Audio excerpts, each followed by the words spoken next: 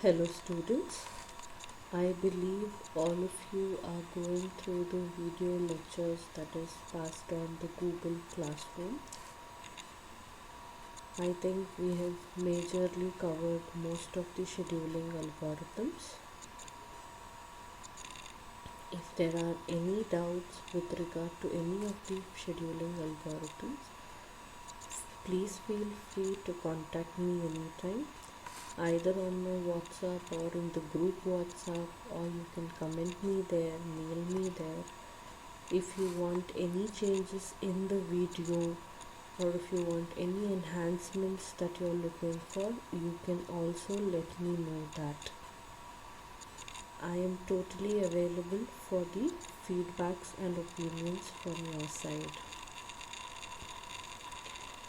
Having said that, the next scheduling algorithm we have is a multi-level queue scheduling algorithm. What is it with multi-level queue scheduling? All this time we just took up with a snapshot or illustration of a few processes. Let me say I just had some 4 to 5 processes that is there. Now if I say I would have some P1 to P50, I say I had some 50 processes that was a part of my ready queue. If this is the scenario, if I am using my first come first serve, then P1 would be the first process that I execute and P50 would be my last process that I execute. Or other scheduling techniques that is there, either a priority, depends on the priority among the 50 processes. Now to balance these many processes, that is when they came up with a scheduling algorithm where we are going to split the ready queue, or we are going to categorize the ready queue. What do I mean by splitting or categorizing it? Instead of a single ready queue with 50 processes, I would have 5 ready queue with 10 processes each.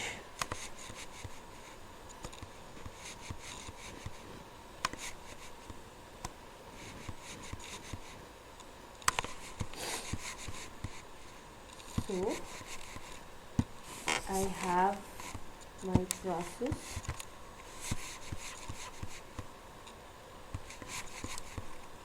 P1,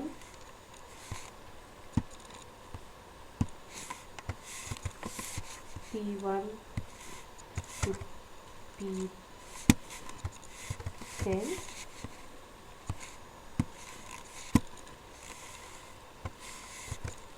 P11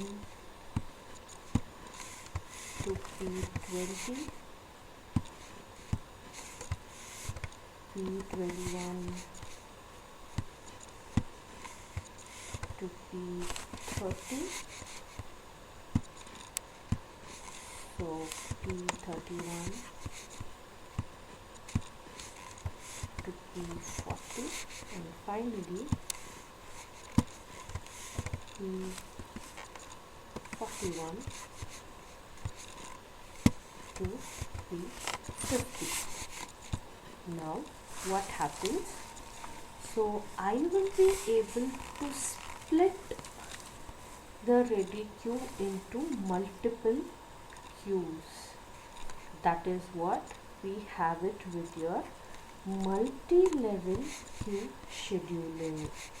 So here I am having multiple queues that is there at different level. For the sake of simplification, I just use numericals saying 1 to 10, 11 to 20, but in reality, there would be certain criteria of having these cube. It would be grouped based on certain criteria. If I call this to be my Q1, I better use this Q1, I'm sorry, Q1, Q2,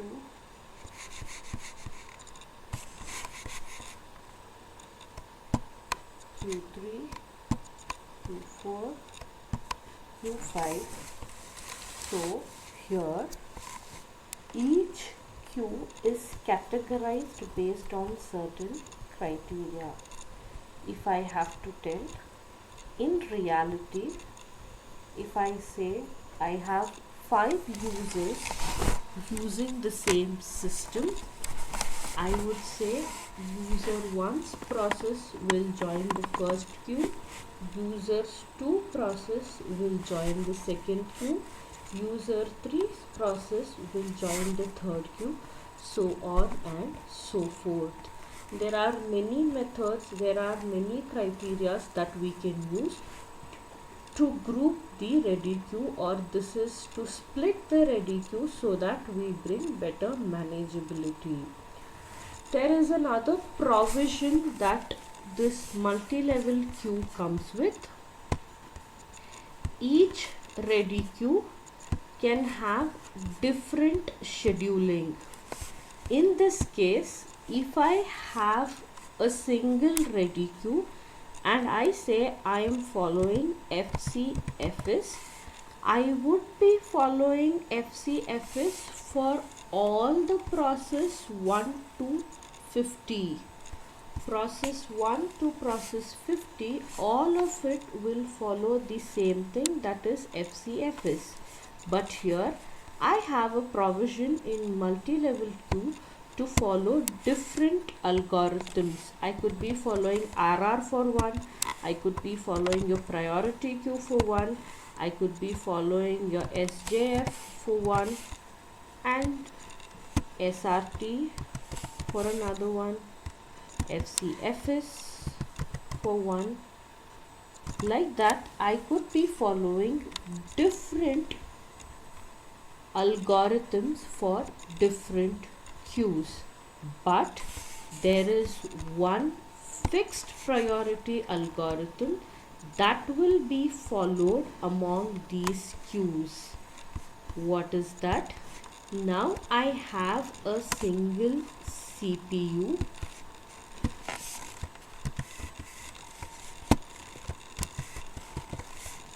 Now I have a single CPU. Now, which among these queues should the CPU be taking the process from? So, to help that out, we will be having a fixed priority scheduling among the queues. So there are three things that we have to remember in your multi-level queue scheduling. One is the ready queue can be split into multiple queues. Each queue can have its own scheduling, and also there is a fixed priority scheduling that will be run among the queues as well. Now getting back to the definitions of your multi-level queue scheduling, as discussed, the ready queue could be partitioned into multiple queues. For the sake of convenience, here we have separated the ready queue into two groups, that is foreground process and the background process. So the foreground process follows the round robin scheduling algorithm and background process follows your FCFS. Now if there are some students who are still not aware of what is a foreground process and what is a background process, I just got a reality image for you. This is the task manager image of my own desktop right now. So I have opened these three applications. You can see here I have opened these three applications.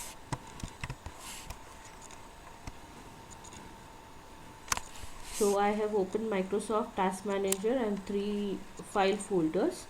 Now this happens to be my foreground process, but in the background you can see 17 other processes that is running. These are my background processes that would be running. One of the best things that I can give is your antivirus that keeps continuously running from the time it is on to it is off. It is one of the user defined applications, but it still runs. You can see other applications, that those are the system applications that are there, that continuously runs in the background. So here again, when I was discussing and illustrating you about multi-level queue scheduling, I spoke about the fixed priority scheduling.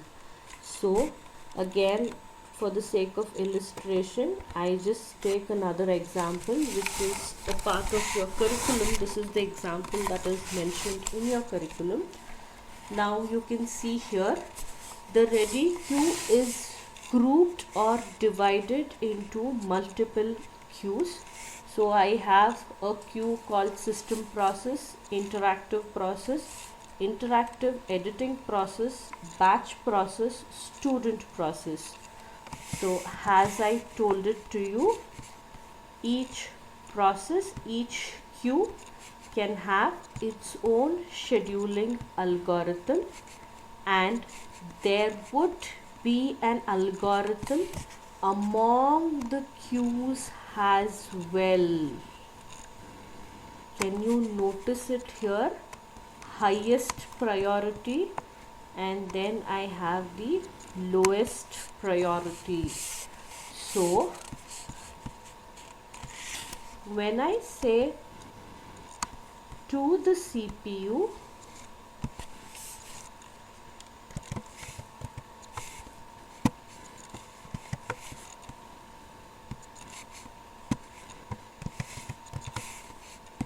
I can be executing only one process at a time. I can execute only one process at a time, but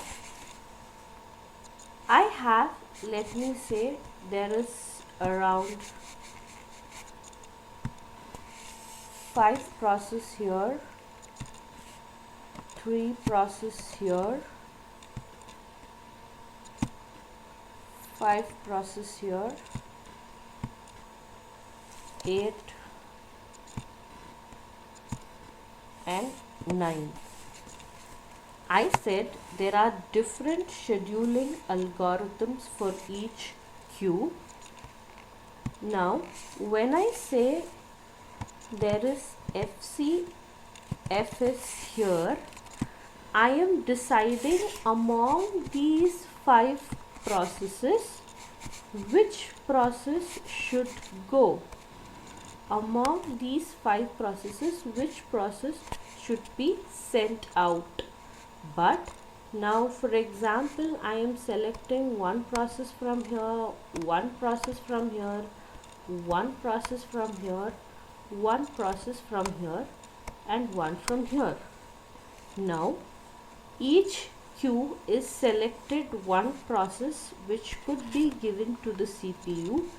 This itself becomes 5 process, but I can be executing only one process at a time.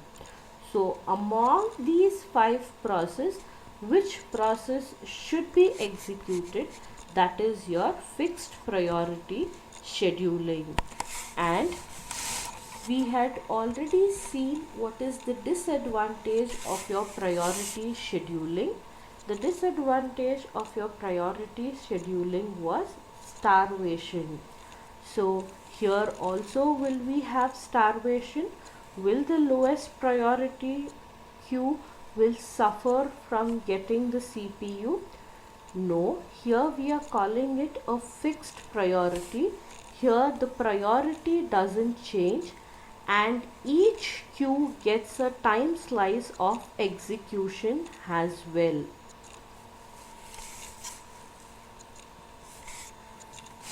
So that is about your multi-queue scheduling. You can see that there is only an in and the out channel. Why am I stressing on this in and out channel? You will probably know in the next topic, that is your multi-level feedback queue scheduling. Now what is it with multi-level feedback queue? As I stressed it, you can only see the input and you can only see the output. That is, once the process enters here, the process will be living out of the same queue. But in your multi-level feedback queue, a process from one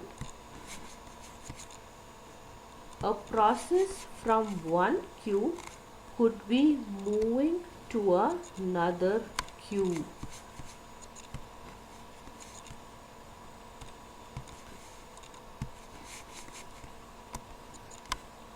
That is about your multi-level feedback queue.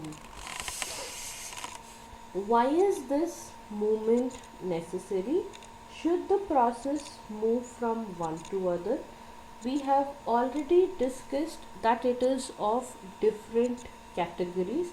Then why should a process from one queue move to another?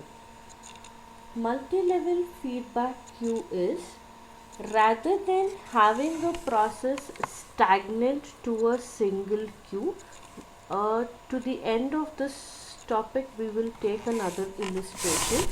You will know here the criteria of grouping is based on the type of process. There are various other categories that you could do. Here in this illustration, preferably it is taken the type of process, and you may feel probably moving from one queue to other is not preferable. You can categorize it based on the size, you can categorize it based on the burst time, and so in such cases probably multi-level feedback queue becomes essential. So it allows a process to move from one queue to another. What is the criteria on which we allow the movement? So here are the few parameters that is given. So it depends on the number of queues. It depends on the scheduling algorithm for each queue. Now what does the scheduling algorithm for each queue mean? Now for example, I have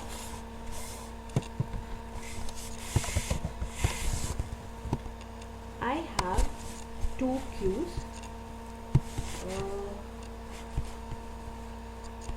One moment. Okay, I'm ready. I have two queues and I say these are multi-level queues. Each one is following different scheduling algorithm. Now if I say this is following FCFS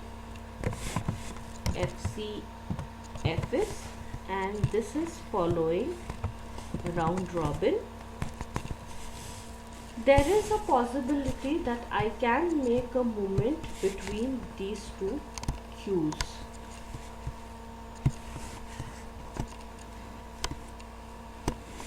it is permissible. Now, in another scenario,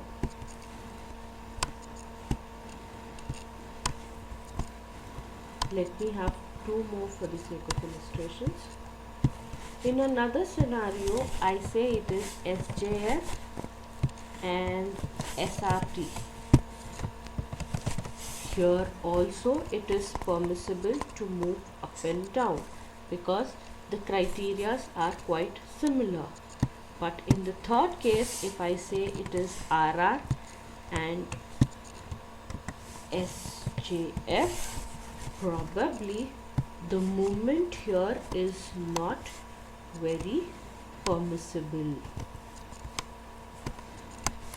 So the scheduling algorithm of each queue is also necessary to decide whether it is possible to move between the queues.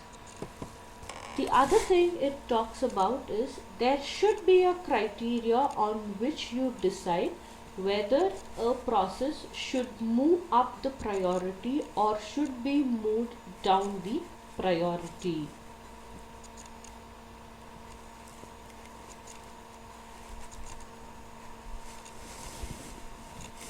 And the last parameter we have is used to determine which queue a process will enter when that process needs the service. So these are some of the parameters that is used to decide whether the feedback or whether the movement of the process from one multi-level queue to other is required. So here is a quick example that we have of your multi-level feedback queue. So here there are 3 queues. So again I tell you why I stressed upon the in and out previously. If you remember to your multi-level queue, there was only in and there was only out, but you can see the feedback that goes here.